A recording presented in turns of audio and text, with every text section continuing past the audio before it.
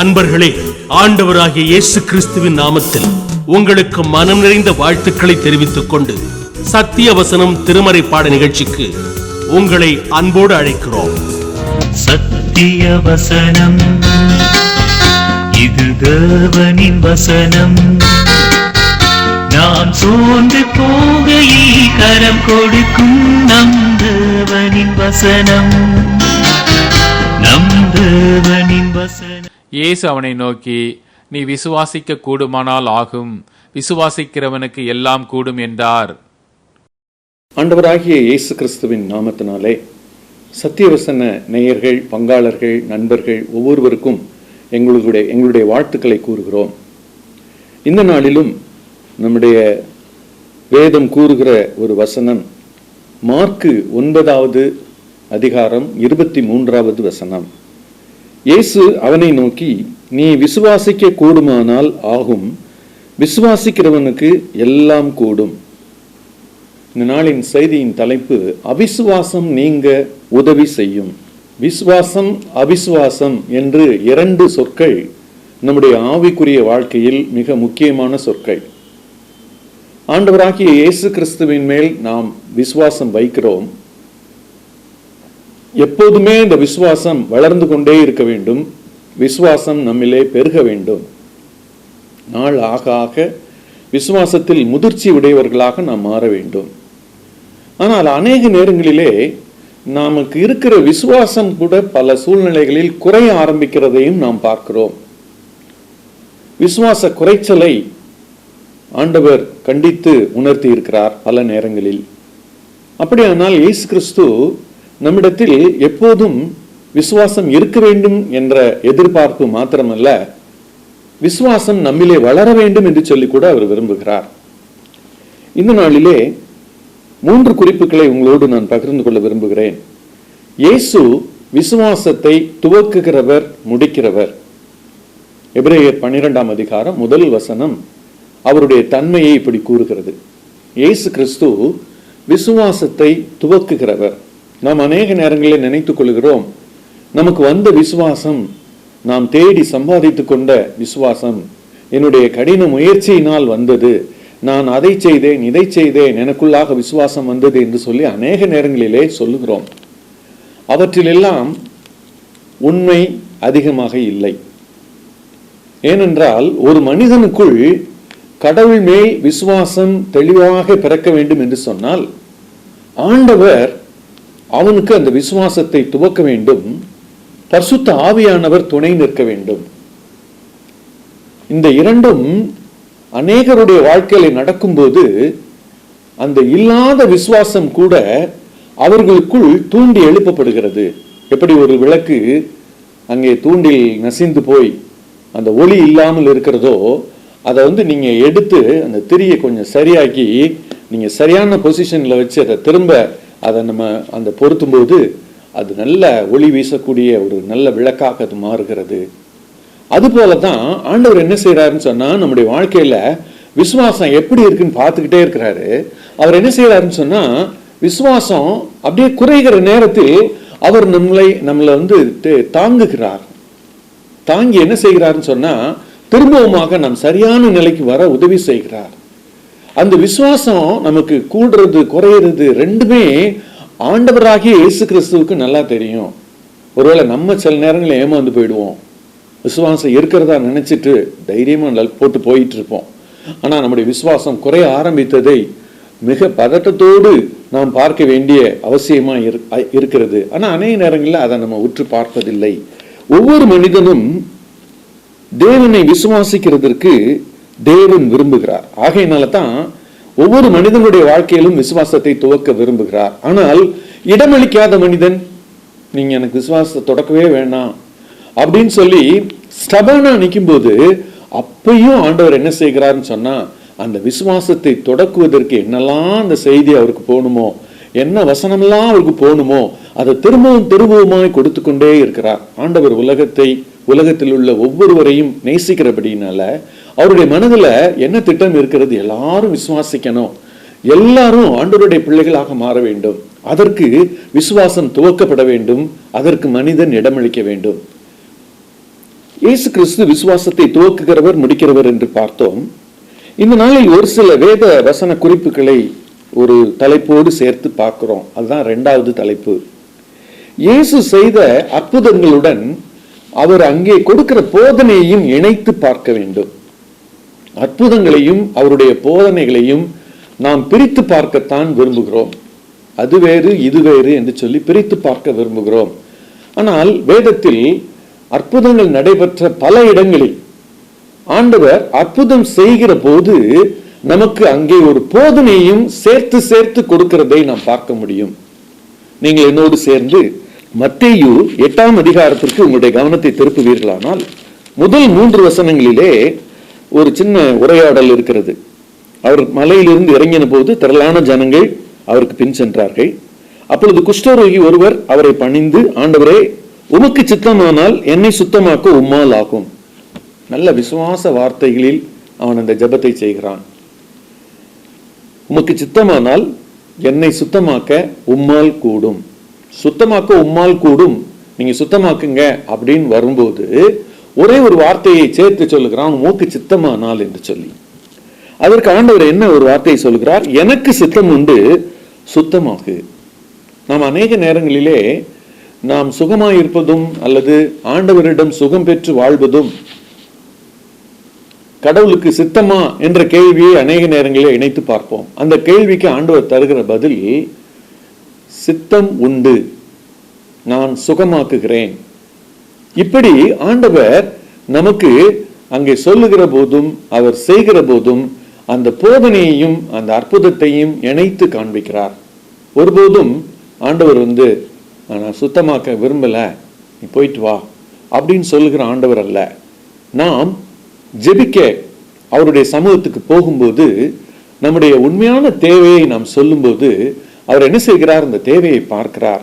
அதிலே சில வார்த்தைகளில் நமக்கு குழப்பம் இருக்குமானால், அவருடைய அந்த சித்தம் தன்மை இதெல்லாம் அறிந்து கொள்வதில் குழப்பம் இருக்குமானால், அதை அங்கே வைக்கிற போதனையின் மூலமாக அவர் சரிப்படுத்த விரும்புகிறார். இது ஒரு இடம். 2வது ஒரு இடத்தை நீங்க பாத்தீங்கன்னா, அதே மத்தேயு 8வது வசனத்திலிருந்து நம்ம பார்க்கிறோம். ஒரு 100க்கு அதிபதி ஆண்டவரிடம் தன்னுடைய வேலைக்காரன் சுகமாக்கும்படி ஒரு விண்ணப்பத்தை வைக்கிறார். வேலைக்காரர் அவருடைய வீட்டில் இருக்கிறார். இயேசு கிறிஸ்துவை இவர் ஆன் ரோட் சந்திக்கிறாரு, சுகமாகணும்னு கேட்கிறாரு. அப்ப ஆண்டவர் அவரோடு உரையாடும் போது அவர் சொல்லுகிறார், அந்த 100க்கு அதிபதி, ஆண்டவரே, நீர் என் வீட்டுக்குள் பிரவேசிக்க நான் பாத்திரவான் அல்ல, ஒரு வார்த்தை மாத்திரம் சொல்லும், அப்பொழுது என் வேலைக்காரன் சுஸ்தமாவான். அவர் எதிர்பார்ப்பது சுகத்தை எதிர்பார்க்கிறார். ஆனால் அவருக்கு ஒரு விசுவாசம், வித்தியாசமான விசுவாசம் ஆண்டவருடைய வார்த்தையின் மீது. ஒரு வார்த்தை நீர் சொல்லும், அந்த வார்த்தையின் மூலமாக என்னுடைய வேலைக்காரன் பிழைப்பான். ஆண்டவர் சொல்றாரு. இதை கேட்டுட்டு ஆச்சரியப்பட்டு 10வது வசனத்துல தமக்கு பின் செல்லுகிறவர்களை நோக்கி, இஸ்ரவேலருக்குள்ளும் நான் இப்படிப்பட்ட விசுவாசத்தை காணவில்லை என்று மெய்யாகவே உங்களுக்கு சொல்லுகிறேன். ஆண்டவர் அந்த விசுவாசத்தை பார்க்கும்போது வேத போதனை இணைத்து அதில் அவர் சொல்லுகிறதை நாம் பார்க்கிறோம். ஒரு மனிதன் கடவுளுடைய வார்த்தையின் மீது எவ்வளவு விசுவாசம் வைக்கிறான். அதிலும் அவன் சொல்லுகிறான், என்னுடைய வார்த்தைக்கு ஒரு லிமிட்டடா ஒரு பவர் இருக்கு. ஒருத்தனை வர சொன்னா வர்றான், போச்சொன்னா போறான், அவ்வளவுதான். ஆனா நான் என்னுடைய வார்த்தையை பயன்படுத்தி என்ன செய்ய முடியல? வேற ஒன்றும் செய்ய முடியல. என்னுடைய அதிகாரத்துக்கு உட்பட்ட இந்த சில காரியங்களை மாத்திரம்தான் என்னுடைய வார்த்தை செய்கிறது. ஆனால் உம்முடைய வார்த்தை அது குணமாக்கும் வார்த்தை. எனக்கு அந்த வார்த்தையை நீங்க சொல்லுங்க, என் வேலைக்காரன் பிழைப்பான். வேத புத்தகத்துல பழைய ஏற்பாட்டுல சங்கீதம் 107:20 நீங்க வாசித்தீங்கன்னா, வசனத்தை அனுப்பி அவர்களை குணமாக்குகிறார். ஆண்டவர் தொட்டும் சுகமாக்குவார், நம்ம முதல் 3 வசனங்களில் பார்த்தோம். ஆனால் அதே நேரத்தில் ஒரு மனிதன் கேட்கிறார், நீங்க வீட்டுக்குள்ள வர்றதுக்கே நான் பாத்திரவான் அல்ல, ஆகையினால நீங்க ஒரு வார்த்தை சொல்லுங்க, என் வேலைக்காரன் பிழைச்சிருவான் அப்படிங்கிற விசுவாசத்தை அவன் வெளிப்படுத்துகிறான். இது வேத புத்தகத்திலே ஒரு போதனையை நமக்கு தெளிவாக எடுத்து சொல்லுகிறது. வசனத்தை அனுப்பி, அவருடைய வார்த்தையை அனுப்பி கடவுள் நம்மை சுகப்படுத்த முடியும். வேத வார்த்தைகளிலே ஒரு பெரிய குணமாக்கும் வல்லமை அங்கே இருக்கிறது. அந்த வல்லமையை ஆண்டவர் அவருடைய வார்த்தைகளில் வைத்திருக்கிறார். பழைய ஏற்பாட்டு அநேக பக்தர்கள் அந்த வார்த்தையின் வல்லமையை அவர்கள் ருசித்திருக்கிறார்கள். அந்த வார்த்தையின் வல்லமை அவர்கள் ருசித்ததுனாலதான் அந்த வசனம் இடம் பெற்றிருக்கிறது. வசனத்தை அனுப்பி குணமாக்குகிறவர் அவர் அதை செய்ய வல்லமை உள்ளவர் என்று சொல்லி அங்கே நம்ம பார்க்கிறோம். அப்ப பாருங்க, இந்த கான்செப்ட்ல ஆண்டவர் என்ன சொல்லி தர்றாரு, அந்த சுகம் நான் கொடுக்க முடியும் அப்படிங்கிறதையும் சொல்லிட்டு இந்த வார்த்தை கேட்டபோது ஆண்டவர் பதில் சொல்லுகிறார். அவனை பார்த்து 13வது வசனத்துல, இயேசு நூற்றுக்கு அதிபதியை நோக்கி, நீ போகலாம், நீ விசுவாசித்தபடியே உனக்கு ஆக கடவுது என்றார். அந்த நாளிகையிலே அவன் வேலைக்காரன் சொஸ்தமானான். பாருங்க, அவனுக்கு அந்த நன்மை எப்ப கிடைக்குதுன்னு சொன்னா, இயேசுவின் மீதும் நம்பிக்கை, அவருடைய வார்த்தையின் மீதும் நம்பிக்கை. அங்கே ஒரு மனிதனை பார்த்தோம், இயேசுவின் சித்தம் ஒரு கேள்விக்குறியாக இருந்தது. அப்ப ஆண்டவர் அவனை உற்சாகப்படுத்துறாரு, எனக்கு சித்தம் தான் சுகம் தருவது. இந்த 2 பகுதியிலும் அந்த போதனையை நாம் பார்க்கிறோம். இன்னும் ஒரு இடத்தை மாத்திரம் நம்ம பார்ப்போம். மத்தேயு 14வது அதிகாரம் 14வது வசனத்திலிருந்து 21வது வசனம் வரைக்கும் நம்ம எல்லாரும் அறிந்த சம்பவம். 5 அப்பத்தையும் 2 மீன்களையும் வைத்து ஆண்டவர் ஒரு பெரிய அற்புதம் செய்கிறார். திரளான மக்கள் சாப்பிடுகிறார்கள். சாப்பிட்ட புருஷர் மட்டும் 5000 பேர் என்று சொல்லி அங்கே போடப்பட்டிருக்கிறது. இங்க நம்ம பார்க்கிறோம், ஆண்டவர் அந்த அப்பத்தையும் மீனையும் வாங்கி ஸ்தோத்திரம் பண்ணி அதை பிரிச்சு எல்லாரையும் வரிசையா உட்கார வைங்கன்னு சொல்லி சீஷர்கிட்ட கொடுத்து பங்கிட்டு கொடுக்க சொல்றார். சீஷர்கள் வாங்கி கொடுத்துக்கிட்டு இருக்காங்க. அது அப்படியே வந்துகிட்டே இருக்குது. எதை நினைவுபடுத்துகிறது? மன்னாவை ஆண்டவர் வனாந்தரத்திலே கொடுத்தார். ஆண்டவர் இல்லாதவைகளை உருவாக்கி தர முடியும். வேதம் அப்படிப்பட்ட ஆண்டவராக நம்மை எடுத்து காட்டுகிறது. நம்முடைய ஆண்டவருக்கு எல்லாவற்றையும் செய்ய வல்லமை உண்டு. அவர் அந்த ஜனங்கள் எங்க உட்கார்ந்து இருக்கிறாங்கன்னா, வசனத்தை கேட்கறதுக்கு உட்கார்ந்திருந்த ஜனங்கள். அவங்க திரும்பி போறதுக்கு சோர்ந்து போயிடுவாங்க. அவங்களுக்கு சாப்பாடு இல்லாம இருக்கிறாங்க. 2 நாட்களாக 3 நாட்களாக உட்கார்ந்து இருக்கிறார்கள். இந்த கரிசனை அவருக்கு இருந்தபடினால அவர் என்ன செய்யறாருன்னா, இந்த அற்புதத்தை அவர்களுக்கு செய்கிறார். ஆனால் அதே நேரத்திலே இதே மத்தேயு ஒரு அதிகாரத்துல நம்ம பார்ப்போமே, மத்தேயு 4:4 ஒரு அற்புதம் செய்வதற்கு பிசாசானவன் சொல்லுகிறான். அவருக்கு பசி உண்டான போது இந்த கல்லுகளை நீங்க அப்பமாக்கி சாப்பிடுங்க அப்படின்னு சொல்லி. அப்போ ஆண்டவர் சொல்றாரு, மனிதன் தேவனுடைய வாயிலிருந்து புறப்படுகிற ஒவ்வொரு வார்த்தையினாலும் பிழைப்பான். பாத்தீங்கன்னா இங்கே அவர் என்ன சொல்லுகிறாருன்னு சொன்னா, ஒரு அற்புதத்தினால் மாத்திரம் மனிதன் பிழைப்பான் என்று சொல்லி நம்ம எடுத்துக்கிற வேண்டியதில்லை. அந்த அற்புதங்களை செய்ய வல்லமை உள்ள ஆண்டவருடைய வார்த்தை ஒரு மனிதனுக்கு கிடைக்கும் போது அவன் என்ன செய்ய முடியும்? பிழைக்க முடியும், ஸ்ட்ராங் ஆக முடியும். அந்த உணவு கொடுக்கிற ஸ்ட்ராங்கை விட வார்த்தை பல மடங்கு அதிகமான ஒரு ஸ்ட்ரென்த்தை கொடுக்கும். அதைத்தான் இந்த அற்புதத்தில் அவர் செய்கிறார். அந்த உட்கார்ந்திருந்த திரளான ஜனங்களுக்கு மன்னாவை, வசனம் என்னும் மன்னாவை அவர் கொடுக்கிறார். அவங்க ஸ்ட்ரென்தன் ஆகுறாங்க. இது அப்பத்தினால மாத்திரமல்ல, தேவனுடைய வார்த்தையினாலும் அவங்க ஸ்ட்ராங் ஆயிருக்கிறாங்க. அதே ஆண்டவர் அந்த மத்தேயு 6ஆம் அதிகாரம் 33வது வசனத்துல பாத்தீங்கன்னா, நிறைய மனிதர்களுடைய தேவையை சொல்லிட்டு, முதலாவது தேவனுடைய ராஜ்யத்தையும் அவருடைய நீதியையும் தேடுங்கள், அப்பொழுது இவைகள் எல்லாம் கூட கொடுக்கப்படும். அதை நீங்க உற்று கவனித்து பார்ப்பீங்கன்னு சொன்னா, தேவனுடைய ராஜ்யத்துக்கு, அவருடைய வசனத்திற்கு, இயேசுவுக்கு நாம முதலிடமும் முக்கிய இடமும் கொடுக்கும்போது நம்முடைய தேவைகளை அவர் சந்திக்கிற தேவனாக அங்கே காட்டப்படுகிறார். வேதத்துல 6ஆம் அதிகாரத்துல அழகா 8வது வசனத்துல சொல்லுவார். மத்தேயு 6:8 நீங்க கேட்கறதுக்கு முன்னாலே உங்க தேவை தெரியும் அப்படின்னு சொல்லுவார். அப்ப பாருங்க, இந்த வேத வசனங்கள் நமக்கு என்ன சொல்லுகிறது?